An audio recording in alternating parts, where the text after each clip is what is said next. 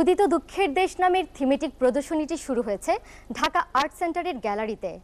ঘুরে দেখা যাক সামদানি আর্টস ফাউন্ডেশনের এই ব্যতিক্রমী প্রদর্শনীটি।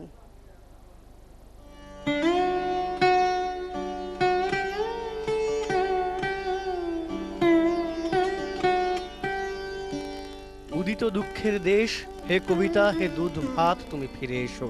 আবুল হাসানের কালজয়ী কবিতার শিরোনামই বেছে নিয়েছে সামদানি আর্ট ফাউন্ডেশন এই প্রদর্শনীর শিরোনাম হিসেবে।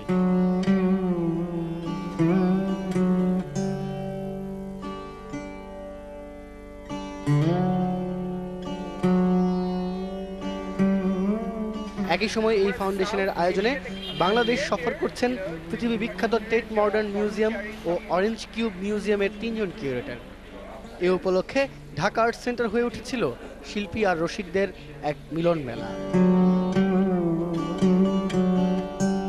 আমাদের মেইন উদ্দেশ্যটা হলো বাংলাদেশি আর্টিস্ট এবং আর্টকে বিদেশে নিয়ে প্রমোট করা।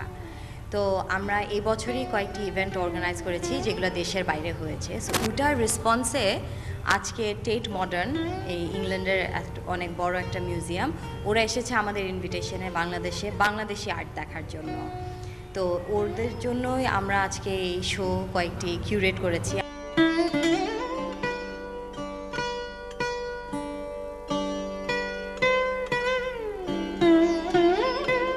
সামনের বছর এপ্রিল মাসে আমরা একটা আর্ট সামিট করার প্ল্যান করছি। আর্ট সামিট হলো বাংলাদেশে যেরকম ওয়ার্ল্ডের সব জায়গায় একটা আর্ট সামিট হয়, বাংলাদেশে কখনো হয় নাই। আন্ডার ওয়ান রুফ, মানে সব artist, art galleries, art groups, art organisation সবাই পার্টিসিপেট করবে, মানে সারা দেশের মানুষ সবাই, একটা পাবলিক ইভেন্ট হবে।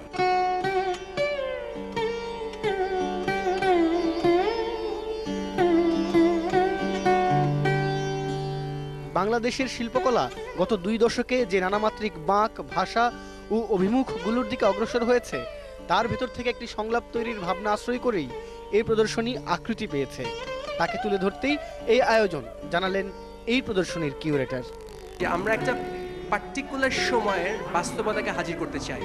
সেটা হচ্ছে 80s দশক থেকে 80-র দশক থেকে বাংলাদেশে যে নতুন চিত্র ভাষা এবং চিত্রকলা যে নতুন অভিমুখগুলো তৈরি হচ্ছে, সেই জায়গা থেকে ধরে এর পরে বাংলাদেশে যে পরিবর্তনগুলো আসে চিত্রকলায়, ওই জায়গাটা আমরা ধরতে চাই। এটা হচ্ছে ইনসার্জেন্ট আর্টস।